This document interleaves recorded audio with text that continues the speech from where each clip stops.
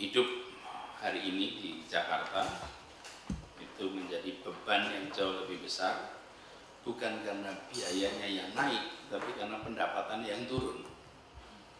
Jadi kita semua sadar kalau tidak balance pasti ada masalah di sini. Nah, biaya pendidikan itu mahal, tapi lebih mahal lagi tidak terdidik. Jadi kalau sampai orang nggak sekolah itu ongkosnya lebih mahal buat negara. Sekarang kita coba cari caranya. Mudah-mudahan hari ini kita bisa lihat alternatifnya lalu untuk kita eksekusi sama-sama. Oke, Pak Asesra, silakan Pak. Assalamualaikum warahmatullahi wabarakatuh. Yang terhormat Bapak Gubernur, Bapak Sekda, Ibu Deputi, dan Bapak-Bapak, Ibu-Ibu beserta Rapim. Izinkan Bapak Gubernur menindaklanjuti arahan Bapak Gubernur terkait dengan pemberian bantuan biaya masuk sekolah.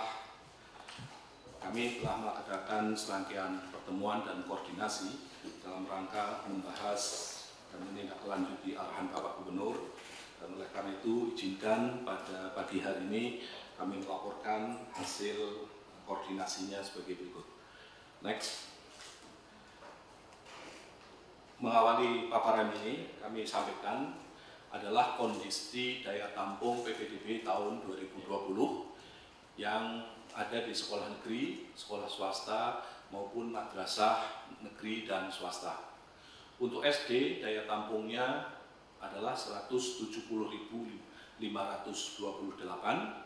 untuk SMP 165.511, untuk SMA 75.380, dan untuk SMK adalah 90.621.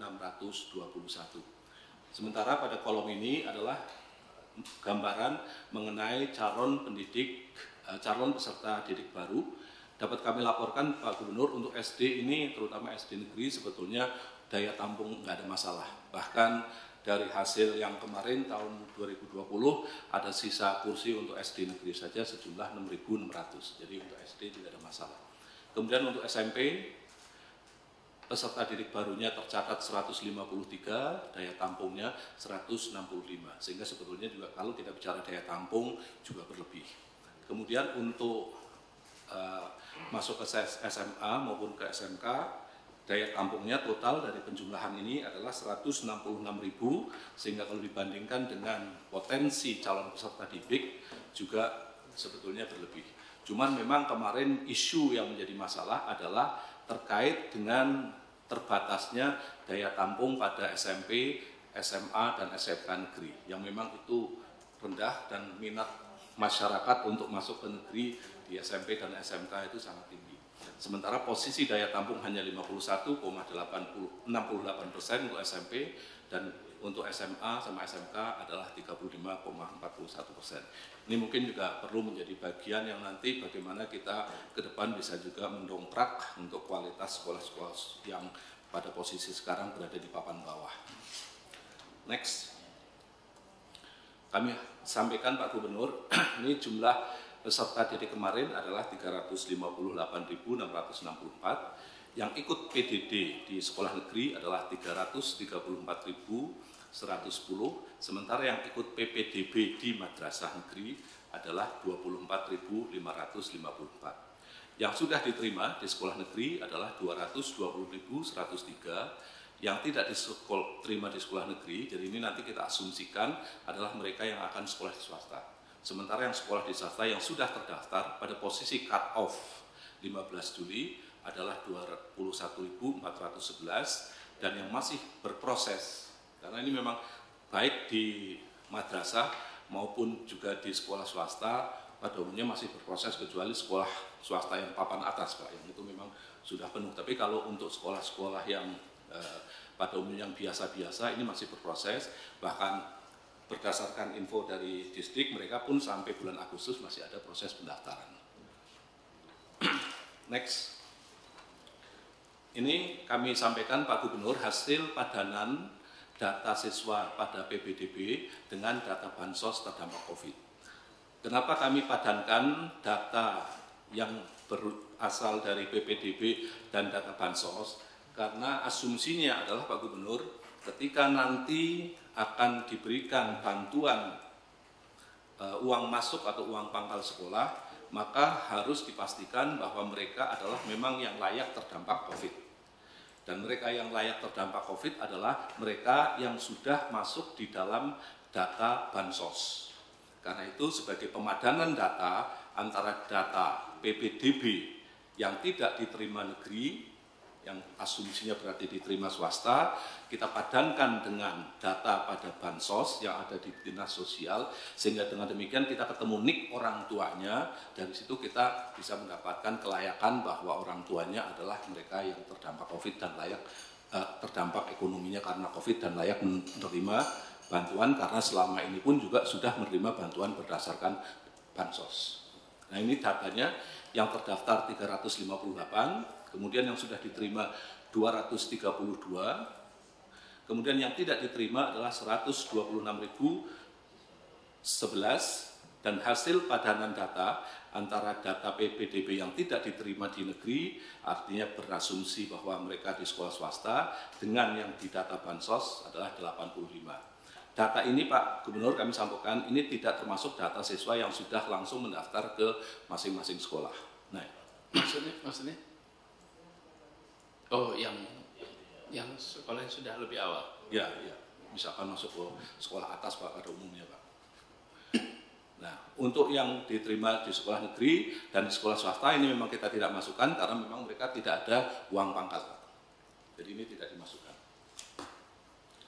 Nah, terkait dengan data ini Pak, dapat kami sampaikan kita juga sudah berkoordinasi dengan berbagai pihak, terutama Distrik, untuk meringankan uang masuk bagi teman-teman atau warga yang terdampak COVID.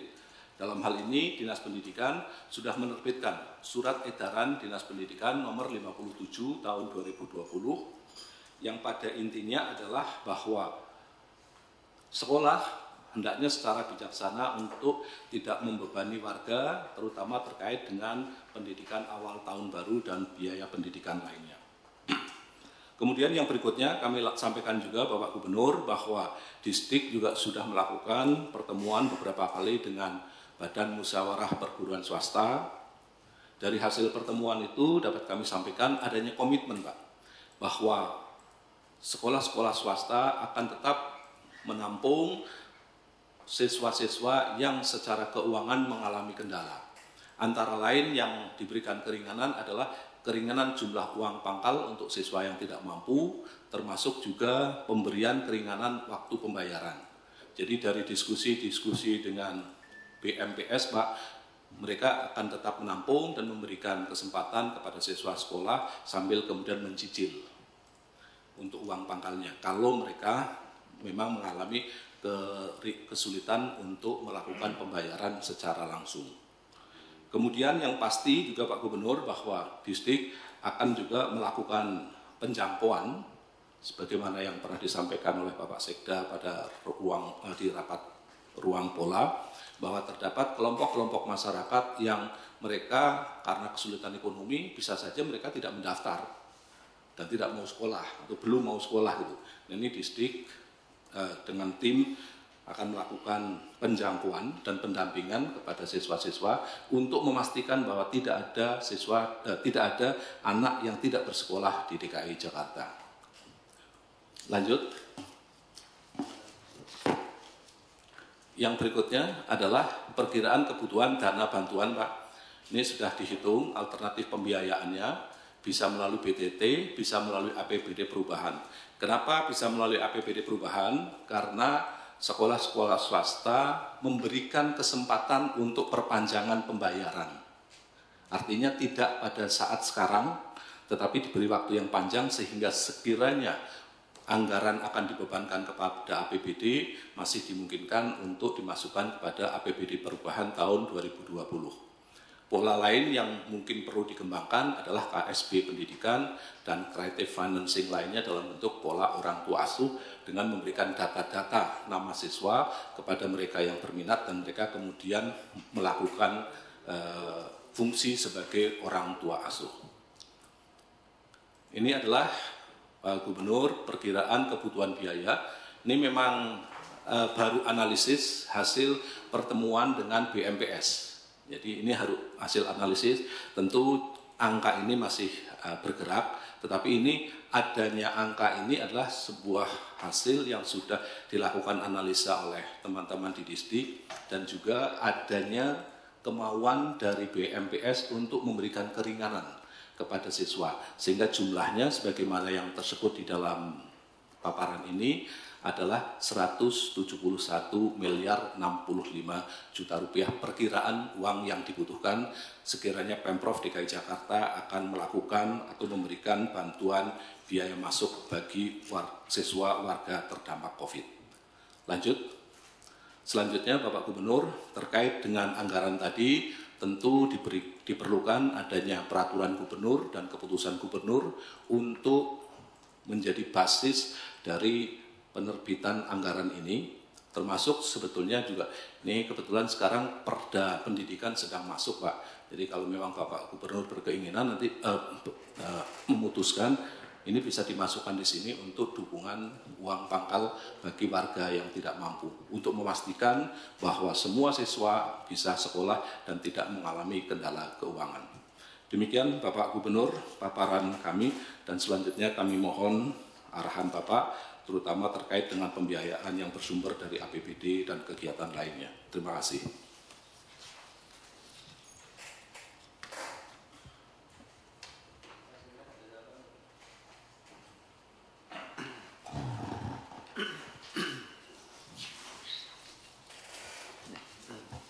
Bismillahirrahmanirrahim. Assalamualaikum warahmatullahi wabarakatuh. Pak Gubernur, sama-sama kita hormati. Ada beberapa catatan dari saya.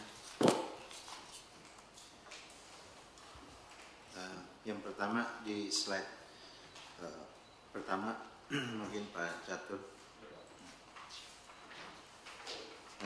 Memang di sini kalau negeri dan swasta itu pasti tertampung. Yang perlu jadi catatan di sini dari Disdik adalah bagaimana agar kualitas kelas itu tidak terlalu perbedaannya tidak terlalu jauh gitu. Yang saya maksud dengan kualitas kelas itu adalah sarana prasarana dan kualitas pembelajarannya itu. Kalau di swasta itu kan guru semua bisa, ya dia misalnya guru dengan latar belakang pendidikan agama, kalau terpaksa ya dia bisa ngajar apa aja gitu, ngajar bahasa Inggris, ngajar matematika, ngajar IPS. Itu yang saya maksud dengan kualitas kelas itu. Nah ini barangkali perlu ada terobosan apa gitu ya. Nah, misalnya kalau ada sekolah swasta yang memang kualifikasi gurunya ini terlalu jauh, mungkin tenaga gurunya Bapak bisa kontrak gitu. Ya, dikontrak seperti dengan PJLP yang ada di sekolah negeri, tapi kita perbantukan ke sana untuk membantu kualitas pembelajaran di sekolah-sekolah swasta itu. Kemudian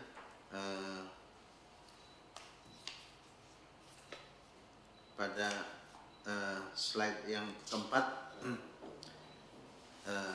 ini pada kolom diterima di negeri dengan yang COVID-85 itu ya, yang angkanya 126 dan 85 ini ada selisih ya. Selisihnya kemana ya? Kira-kira apa, termasuk orang mampu atau gimana ya? Ya itu artinya orang mampu, dia asumsikan sebagai orang mampu ya. Oke ya. Jadi yang menjadi konsen kita ada 85 itu ya, 85.508.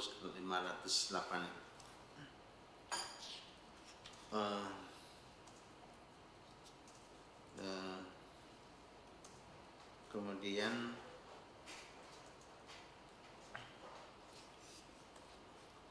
pada halaman 6 kalau memang ada angka 171 ya, miliar ini ya. Angkanya sih seperti tadi pengantar Pak Gub sampaikan bahwa biaya pendidikan memang lebih mahal, tapi kalau orang nggak sekolah bisa lebih mahal lagi bebannya ke depan buat beban sosial, beban apanya segala macam bisa lebih mahal. Jadi 171 ini ya nanti harus dicarikan itu, harus dicarikan. Artinya angkanya masih bisa terjangkau lah kira-kira Pak Gubernur dengan perkembangan 1, 2 atau 1 minggu ini. Kemarin Pak Edi sudah ada di sini ya. Kemarin sudah berlapor bahwa sebenarnya cukup menggembirakan itu Pak. Artinya pemasukan DKI 1-2 hari belakangan ini cukup menggembirakan. Artinya angka 171 sekian ini harus diupayakan dengan filosofi tadi gitu, bahwa pendidikan buat semuanya, bahwa biaya pendidikan kalau kita tidak urus bisa lebih mahal lagi ke depannya gitu. Mungkin filosofinya itu. Jadi prinsipnya Pak Gubernur harus diperjuangkanlah angka yang 171. Masih Pak, saya kembalikan. Terima kasih Pak Seda. Jadi memang benar sekali kalau kita melihatnya begini. Satu adalah soal biayanya kita terlibat. Nanti kita diskusikan ya soal angkanya. Lalu yang kedua adalah soal peningkatan kualitas sekolah non negeri ini, sekolah swasta ini.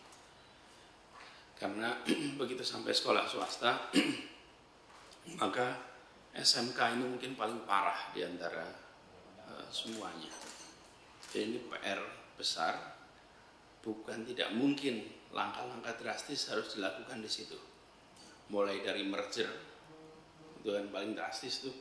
Karena memang banyak yang siswanya juga cuman gelintiran, tapi eksis. Udah lebih baik Jadi tahun ini Pak, kalau bisa tahun ini adalah tahun reform total untuk pendidikan swasta. Tahun ajaran depan kita sudah bisa mengatur perpindahan antar jenjang sebagai satu kesatuan. Coba kembali ke slide sebelumnya, sesudahnya. Nah ini dia. Jadi ini Pak Seda, kita itu sudah harus bisa ngatur angka ini Pak nantinya. Jadi ini ya, kalau kita bicara pendaftar sekian, sekarang ini kan masih dibagi 2 rutenya. Kembali ke slide sebelumnya aja. Nah ini dia nih. Jadi ke negeri dan ke swasta. Saya membayangkan nanti PPDB itu adalah PPDB negeri dan swasta. Tentu. Jadi sebagai satu kesatuan, polisinya pun terintegrasi. Sehingga warga di Jakarta memang punya opsi semuanya. Nah nanti tentu dengan swasta ini tidak akan sederhana ini, terutama swasta lama dan swasta yang upscale. Nanti perlu ada mekanisme tersendirilah di situ. Tapi overall kita lakukan itu. Jadi masuknya kita dalam bantuan ini itu adalah entry point untuk reform nantinya. Kan kalau KJP semua bisa kan? KJP semua bisa. Sekarang justru peningkatan mutunya. Kan kalau lihat mutu artinya apa sih? Kalau udah sekolah itu nomor 1 kualitas kepala sekolah. Nomor 2 adalah kualitas guru. Kalau bukunya bisa sama, tapi guru sama nanti cerita Pak Sekda itu soal guru di swasta bisa apa saja. Bisa apa saja. Sebetulnya memang multi talenta betul di situ. Tapi multi talenta itu kan punya implikasi bisa semua tapi tak mendalam, atau bisa spesifik tapi mendalam. Jadi nanti kita Bu Nahdiana dengan tim Dinas Pendidikan kita siapkan saja untuk ke depan persiapan improvement kualitas semua sekolah swasta. Jadi tahun ini tuh serius nih di sekolah swasta. Sekaligus juga sebagai bentuk pertanggungjawaban kita ketika kita mengatakan bahwa akses itu dibuat equal, maka harus equal juga untuk quality. Aksesnya equal tapi kualitinya tidak equal, ya lalu menjadi nggak fair. Kita kemarin bicara fairness gitu soalnya. Oke. Ibu siapin roadmap-nya, undang partner untuk bisa terlibat di sini, lalu mulai dari awal tahun ini memanfaatkan pandemi untuk guru dan kepala sekolah itu mengikuti upgrading secara masif. Total unitnya kalau sekolah swasta itu berapa untuk SMP, SMA?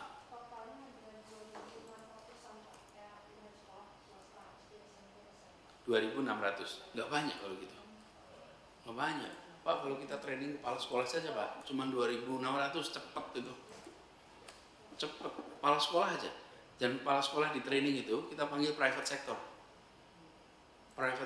manager, director untuk ngajari kepemimpinan, manajemen, karena tugas manajemennya akan banyak sekali dari situ. Jadi buatkan keseriusan di kepala sekolah, karena kalau kepalanya benar, insya Allah sekolahnya betul.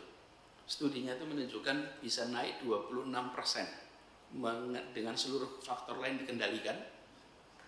Improvement di kepala sekolah itu akan naikkan kinerja sekolahnya bisa sampai 26%. Oke. Kembali ke slide yang berikutnya sekarang, yang soal angka. Nah ini pertanyaannya, sebenarnya berapa sih uang pangkal itu?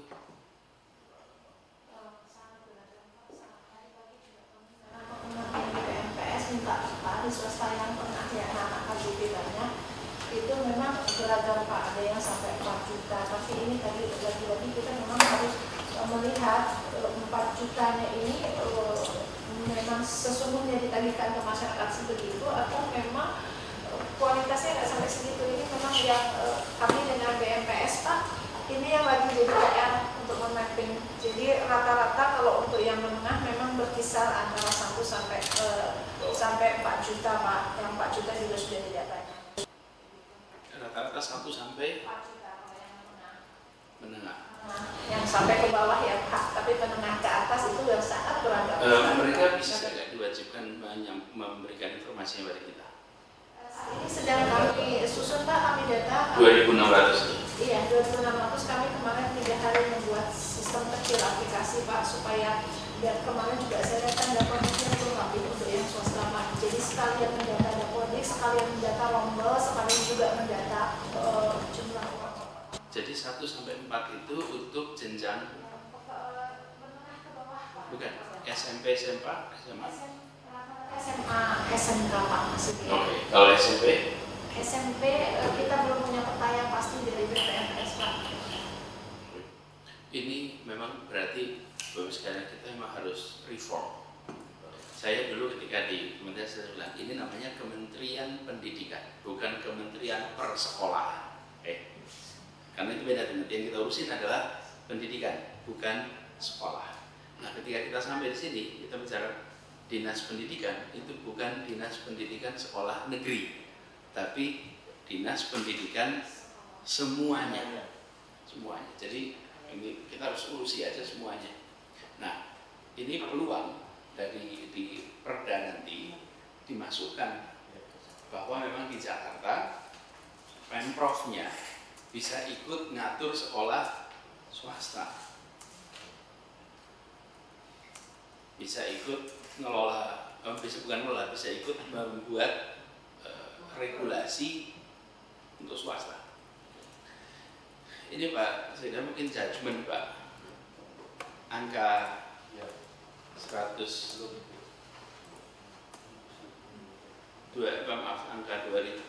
juta 500 siswa. Ya. Per siswa itu nanti harus kita cek lagi. Lalu bantuannya ini diberikan kepada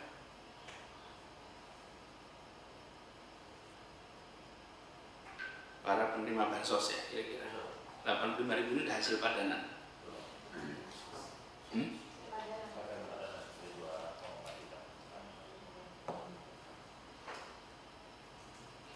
Coba kembali ke slide berikutnya.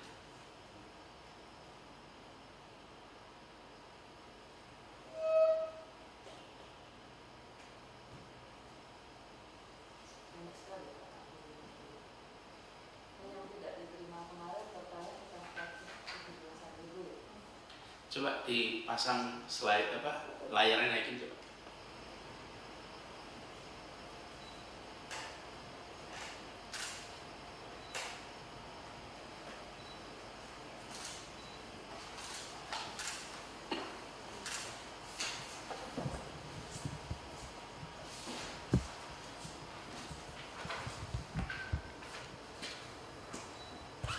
Coba kalau dihitung uang pangkalnya angkanya segitu. Kebutuhan di sini berapa ya? Dari ini. Di sini berapa nih?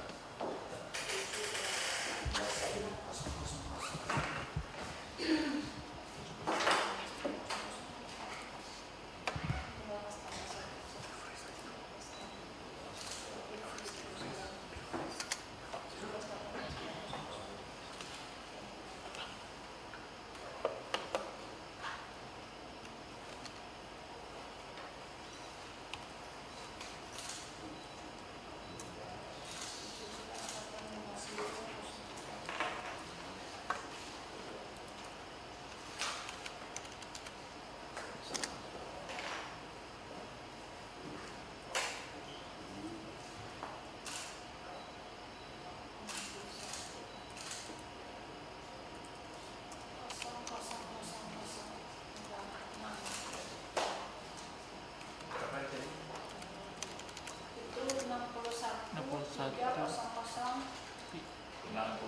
terus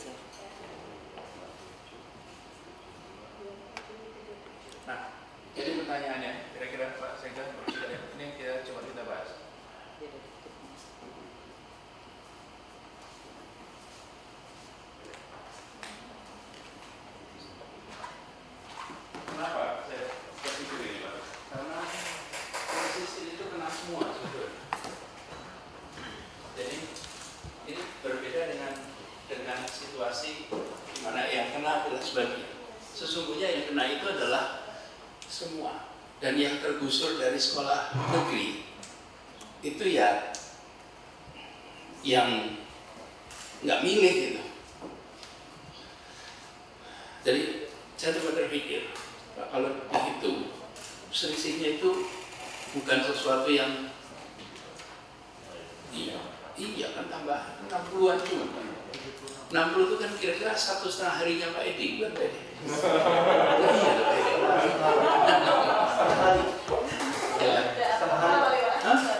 Setengah hari. Kalau setengah hari kita kasihkan buat rakyat, apa masalahnya gitu? Alhamdulillah, rezeki buat semuanya, berkah buat kita. Betul tidak? Daripada kita irit-irit nyariin lagi gitu.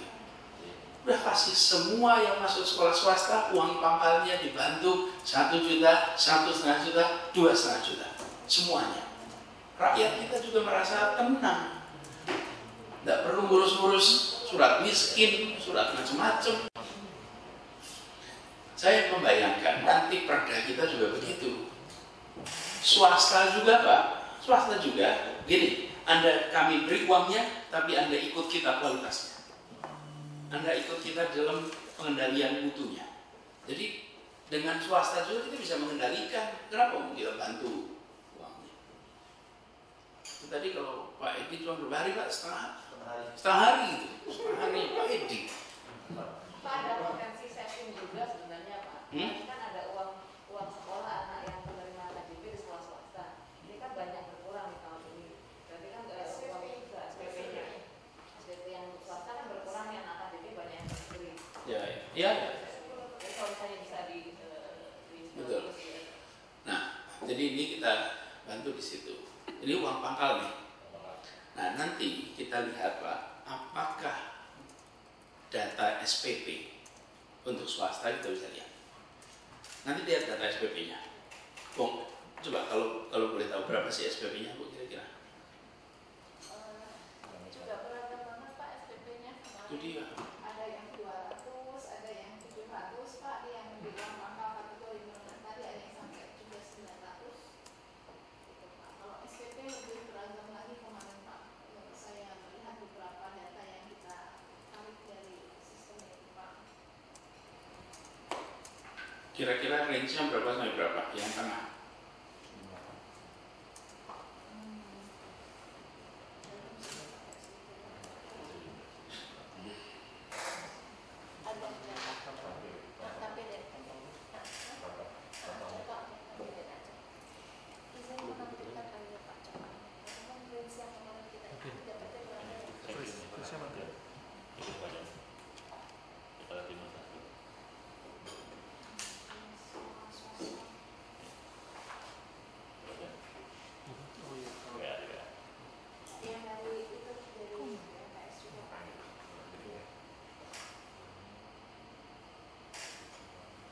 Berapa range-nya?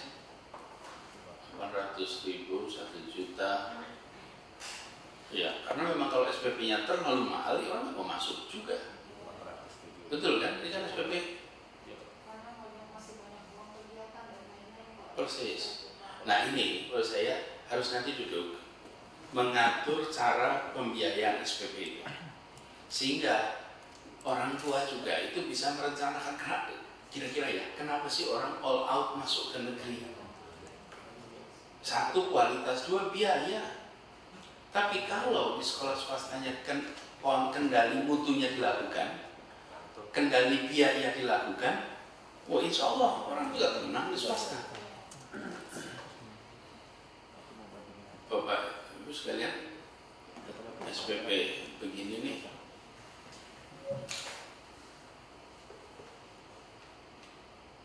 sebutlah misalnya 1 tahun itu coba turun bawah. Bu, kalau unit cost sekolah negeri berapa? Kalau pembiayaan misalnya kan kalau SMA 400.000 Pak di bulan kos satu siswa dari BUP. Kos per bulan. Kalau bantuan SPP dari KJP untuk swasta yang SMA itu 290 gitu, 290.000 per bulan.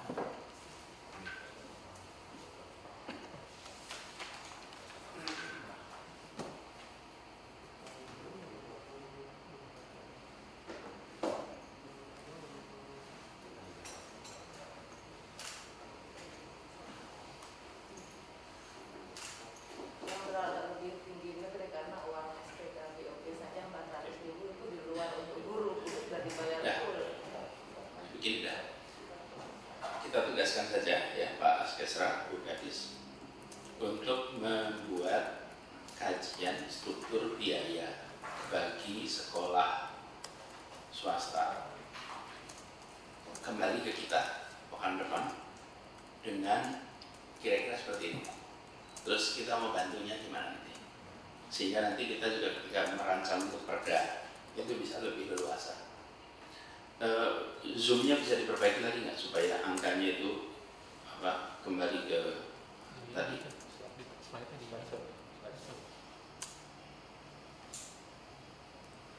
Nah, kan maksud saya begini, kita nanti akan punya satuan-satuan seperti ini yang total kita membutuhkan SPP-nya sebenarnya seperti apa. Karena SPP ini kan direknya transfer ke sekolah kan sebetulnya, bukan kepada siswanya, langsung ke sekolah. Nah, kita lihat besarannya seperti apa.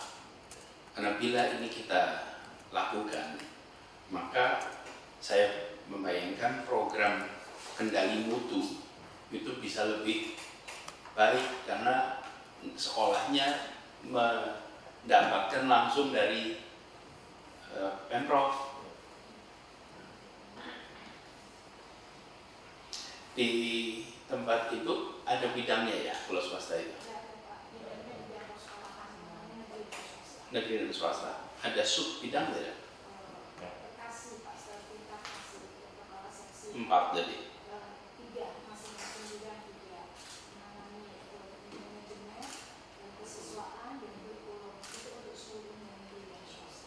Di tiap jenjang. Oke. Dimatangkan dari situ. Kemudian disusun program untuk peningkatan mutu. Tidak ada kota dengan jumlah orang-orang hasil pendidikan terbaik di Republik ini kecuali di Jakarta. Semua orang lulusan terbaik di seluruh Indonesia, muaranya di mana?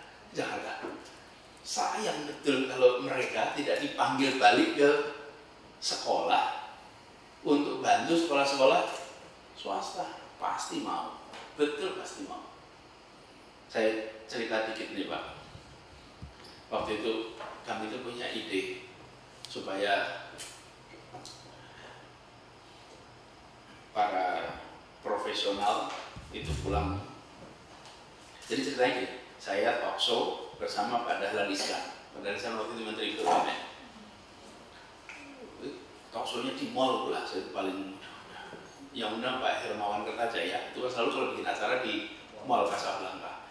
Jadi beliau undang saya bicara, menterinya Pak Dahlan, lalu saya menceritakan, menggambarkan kita ini perlu mengundang mereka-mereka yang sudah lulus itu untuk kembali ke sekolahnya masing-masing. Boleh ke masing-masing, untuk cerita saja, sekarang saya sudah jadi apa. Rupanya Pak Dahlan Iskan itu ambil ide itu, lalu dia kumpul, dia minta para direksi BUMN untuk mengajar di sekolah tempatnya dulu sekolah. Jadi Pak, Hari Kebangkitan Nasional 20 Mei tahunnya 2000, kalau Pak Dahlan itu berarti 2013 mungkin. 2013 ya? Minggu masih ingat ya? Oke. Oh, karena ketemuan juga di situ. Oke, 2013. Seluruh direksi BUMN itu dikumpulkan di Pertamina Pak. Seluruh direksi BUMN. Lalu saya diminta untuk menjelaskan kepada para direksi itu apa yang dikerjakan. Jadi saya sampaikan idenya adalah sederhana. Bapak Ibu sekalian pulang ke sekolah masing-masing. Sampai di sekolah masing-masing ceritakan perjalanan ini supaya orang dari kampung Bapak Ibu itu ingin bisa seperti rute Bapak Ibu semuanya. Sebenarnya pesannya begitulah. Nah, rupanya tidak semua senang Pak. Para direksi itu tidak semuanya senang. Lagi sibuk, bulan Mei harus laporan macam-macam. Berangkatlah, tapi tugasnya dari menteri ya semua berangkat.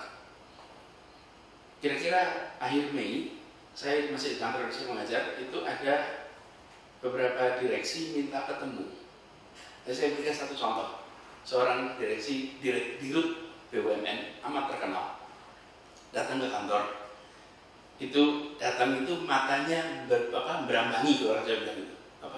Matanya berkaca-kaca. Cuma mau menceritakan, Pak Anies, saya baru kembali ke SMA semenjak lulus dulu, tidak pernah kembali ke SMA-nya lagi. Ya sudah, pulang kampung iya, tapi kembali ke SMA tidak dikerjakan. Saya baru sadar ternyata semua anak di SMA itu tahu dia, karena dia itu dijadikan contoh oleh gurunya. Nanti kalau berdiri seperti beliau itu, tapi dia sendiri tidak pernah sadar bahwa dia itu begitu besar namanya di kampungnya di Cilacap sana. Dia nggak pernah menganggap itu urusan besar sampai dia pulang, dan sesudah itu dia lalu komit untuk membantu sekolahnya all out lewat BUMN yang dia pimpin. Apa yang terjadi? Yang terjadi itu kemudian hubungannya itu lebih dari sekedar saya alumni, tapi kemudian saya ikut tanggung jawab untuk membereskan sekolah. Saya membayangkan Bapak Ibu, kalau kita mau kerjain ini all out, ya sekolah swasta, sekolah negeri diberesin, siapa sih yang diundang? Yang berada di sini semua, nggak usah pulang kampung jauh-jauh, bantulah di sini. Apalagi mumpung kita masih generasi pertama. Nah kita semua generasi pertama di sini, insya Allah. Generasi pertama itu maksudnya gini, orang tuanya kan dulu juga bukan siapa-siapa. Kita ini kan orang generasi pertama yang dinaik kelas kan. Jadi kalau diminta pulang itu lebih gampang. Tapi kalau generasi anaknya lebih susah Pak. Karena anaknya nggak pernah ngalami itu naik kelas. Jadi intinya kalau sekarang kita putuskan saja ini ya Pak ya. Pak Zeda, Pak, ini ada pandangan dulu tidak tentang angka ini? Kalau angka barangkali nanti yang mencerminkan kebutuhan dan keadilan buat semua kita tempuh Pak. Soal sumbernya ini teknisnya saya lebih cenderung pakai BTT Pak, pakai BTT yang Sumbernya? yang COVID ini sumbernya. Nah nanti mungkin diputuskan bersama dalam rapat dengan di posko Pak, dengan para Forkominda Bapak sampaikan dan diputuskan di situ supaya nanti Istik bisa mengajukan ke PPKD Pak. Baik itu seperti itu. Jadi mungkin mekanisme itu dan ini memenuhi sebagai dampak ekonomi dari COVID Pak. Barangkali alasannya Lebih baik begitu ya? lebih cepat Pak. Kalau perubahan anggaran kan belum menentu Pak. Masih proses jalan prosesnya. Aman sih Proses. Saya rasa aman. Mungkin Pak Inspektur ada pandangan? Iya Pak. Terima kasih Pak Sekda, Pak Gubernur, Bapak Ibu sekalian. Ya Pak, ini mungkin nanti agak teknis Pak yang diarahkan Pak terkait dengan jumlah Pak. Karena kita tahu Pak, anggaran BTT itu disiapkan untuk kondisi darurat Pak. Nah ini kalau dalam rangka COVID tentunya dia akan masuk kedaruratan COVID apabila berhubungan dengan pelaksanaan kegiatan dalam rangka penanggulangan dampak COVID Pak. Karena kita tahu bahwa 3 bidang yang akan dilalui oleh BTT ini, pertama kesehatan, jaring pengaman sosial dan pemulihan perekonomian Pak. Ini kan masuk menjadi pengaman sosial. Nah, namun mungkin yang perlu kita sedikit nanti melihat risikonya Pak terkait dengan definisi jaring pengaman sosial tadi. Kalau memang mau dimasukkan semua peserta yang tidak tertampung di sekolah negeri akan dialokasikan anggarannya melalui bantuan uang pangkal Pak. Karena mungkin nanti akan ada risiko ketepat sasarannya seperti apa Pak. Nah ini juga salah satu yang risiko yang perlu kita mitigasi di dalamnya. Nah lalu yang kedua Pak, alternatif di sini melalui anggaran perubahan. Nah karena ini sifatnya pemberian bantuan Pak, tentunya identik dengan pemberian KJP Pak. Dia alokasi anggarannya di belanja belanja tidak langsung, hibah. Nah kalau masuk dalam komponen hibah pun pastinya akan tersaring lagi siapa yang berhak untuk menerima hibah Pak. Jadi hal-hal seperti ini juga nanti mungkin Pak Ebi dari BPKD harus memitigasi risiko-risikonya untuk terkait dengan hal tersebut Pak. Mungkin itu Pak. Terima kasih. Pak Inspektur, kalau ini dibahas bersama dengan pihak eksternal untuk mendapatkan konfirmasi dengan siapa? BPKP, dengan kejaksaan atau gimana? Tentunya kan kita di gugus kan kita punya Pak, punya bidang akuntabilitas dan Ya udah nanti kalau itu saya diamankan di situ. ya karena di sana ada BPKP, ada kejaksaan, ada reskrimsus. Nanti mungkin saya rapatkan dengan mereka Pak. Boleh. Ya. Kalau Bapak berkenan, saya rapatkan dulu apakah dimungkinkan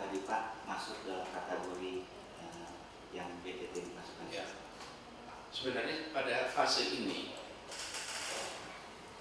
kalau bicara tentang kebutuhan pokok, memang bisa dibagi antara mereka yang butuh beras dan yang tidak. Tapi kalau bicara tentang kontraksi ekonomi, hampir semua merasakan. Hampir semua merasakan. Bahkan argumen Bapak bisa tunjukkan, jangankan swasta, pegawai pemerintah saja mengalami kontraksi. Tapi objektif aja. Jadi mungkin perlu ditunjukkan bahwa itu dirasakan oleh semua. Mall sudah buka, udah 2 minggu. Pengunjungnya sedikit. Daya beli tidak ada. Jadi nanti dibereskan ya. Lalu yang kedua tentang ke depan, coba cari cara agar bantuan untuk sekolah swasta itu bukan terkait dengan bantuan pendidikan siswa miskin, tapi bantuan pendidikan perguruan non negeri. Jadi kantongnya itu bukan per individunya, tapi kantongnya itu per sekolahnya. Bahwa sekolah swasta, ini ya filosofinya begini kira-kira Pak. Yang bertanggung jawab melakukan pendidikan siapa sih? Pemerintah. Pemerintah sudah menyediakan cukup kursi?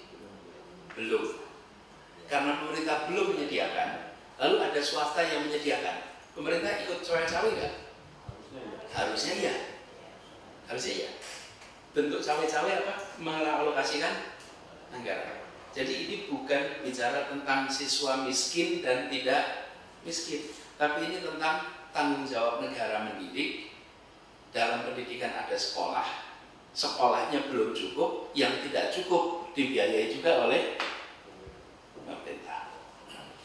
Itu bentuk tanggung jawab, filosofinya begitu. Nah, nanti dicarikan ini yang mungkin rujukannya supaya tidak menyambung kepada bantuan siswa miskin.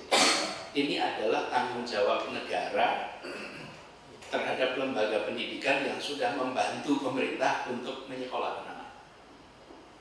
Tapi itu nanti, ke depan aja PR itu. Kalau yang di pusat ada yang melalui DA kampus pun swasta juga dimungkinkan, hanya memang Jakarta tidak termasuk yang dapat alokasi. Cuman DA itu kan spesifik penggunaannya kan? Bisa buat apa aja?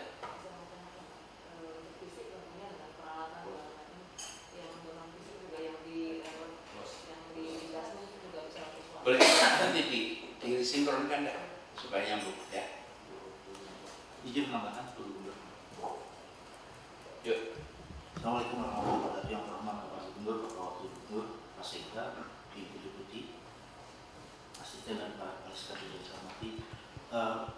Menambahkan Pak, ini sudah ada peraturan Menteri Dalam Negeri terbaru nomor 39 tahun 2020 tanggal 27 Mei 2020 tentang pengutamaan penggunaan alokasi untuk kegiatan tertentu terkait dengan belanja penanggulangan COVID. Di sini sampaikan bahwa anggaran pembangunan PDT diprioritaskan. Ada 3 Pak. Ini untuk justifikasi atau landasan hukum bahwa bisa juga diberikan melalui anggaran PDT. Yang pertama penanganan kesehatan, yang kedua penanganan dampak ekonomi, dan yang ketiga penyediaan jaring pengaman sosial.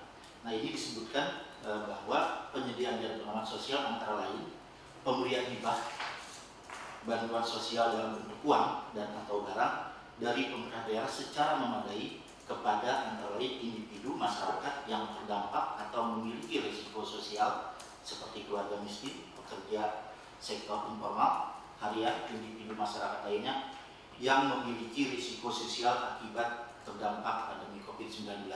Kalau merujuk kepada Permendagri ini, jadi memang bisa dimungkinkan diberikan melalui anggaran BTT. Ya karena disebutkan tadi bisa dalam bentuk hibah maupun bantuan sosial. Ini satu sisi artinya sudah ada payung hukumnya juga nanti dibahas terkait dengan tim gugus tugas. Yang pertama itu Pak. Yang kedua mungkin untuk APBD perubahan hanya mengingatkan saja bahwa nanti pembahasannya kemungkinan di Agustus karena ketentuannya 30 September itu harus sudah diparipurnakan dan harus disampaikan kepada Mendagri untuk dievaluasi selama 14 hari. Artinya dari sekarang mungkin sudah mulai ditentukan, pergubnya dan lain-lain sudah mulai dibahas dan sudah ditetapkan. Pada saatnya nanti pembahasan di APBDP di DPRD sudah dilengkapi dengan persyaratan tadi.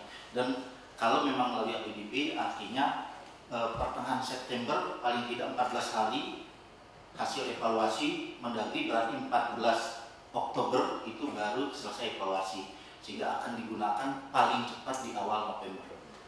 Jadi tadi kan memang ada dengan BMPS ya, ada perpanjangan, berarti paling tidak disampaikan dari awal. Kalau nanti APBDP artinya di November baru bisa dibayar. Tapi tadi yang pertama, opsi pertama untuk BTD pun ada payung hukum yang bisa diberikan bukti. Namun ada terkait dengan tentang produk-produk hukum yang perlu ditambah. Tadi di halaman berapa ada produk hukum? Di halaman selanjutnya mungkin ini perlu ditambahkan terkait dengan keputusan gubernur tentang penetapan penerima bansos by name by address. Itu harus juga ditambahkan produk hukum. Dan kalau nanti memang dengan BPT maka ada permohonan RKB dari Dinas Sosial terkait dengan ini. Terima kasih Pak. Siapkanlah itunya, dokumennya segala. Saya rasa Pak yang terkait dengan APBD perubahan mungkin sudah bisa mulai gerilya ngobrol dengan komisi terkait dengan biaya yang nanti minggu depan akan kita hitung.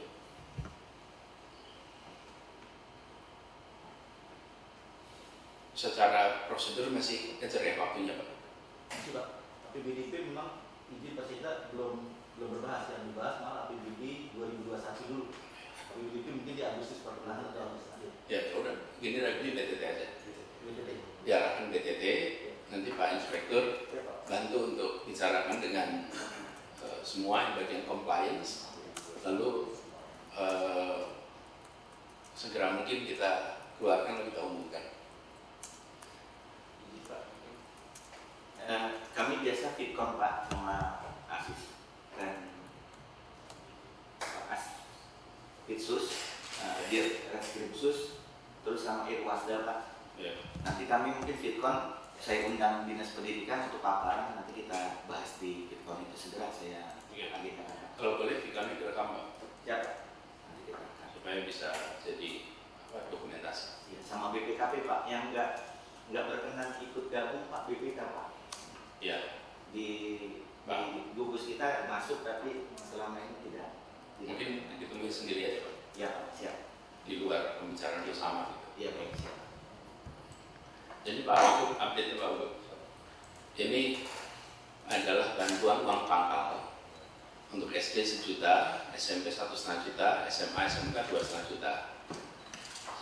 Semula yang diberi adalah penerima bansos 9.000, 27.000, 47.000. Tapi ketika kita hitung ulang, coba ke slide sebelumnya.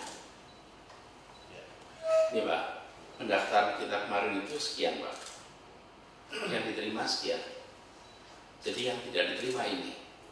Jadi akhirnya tadi kita diskusikan, daripada kita memberi hanya sebagian dari ini. Coba kembali slide dulu. Inilah 126.000 itu ini Pak. Kalau ditinggal kita hanya berinya 85.000. Jadi akhirnya kita setelah dihitung uangnya, kalau hanya sebagian 171 miliar, bila kita berikan seluruhnya 247, jadi kita pilih untuk memberikan kepada semuanya. Semuanya, dan nanti Pak Edi buka tambah 6 jam gitu Pak Edi. Dan insya Allah dapatnya lebih banyak lagi. Dan ini mengurangi kerepotan kita sinkronisasi. Iya, itu di Kominfo kan nyambungin semuanya itu nanti. Oke. Begitu ya? Pak Wagub ada catatan? Cukup ya? Cukup semuanya? Baik. Jadi PR-nya hanya yang untuk SPW ya? Bismillah. Mudah-mudahan nanti kita bisa intervensi lebih jauh ke sekolah swasta. Itu aja, kita akhiri di sini pertemuannya. Terima kasih. Assalamualaikum warahmatullahi wabarakatuh.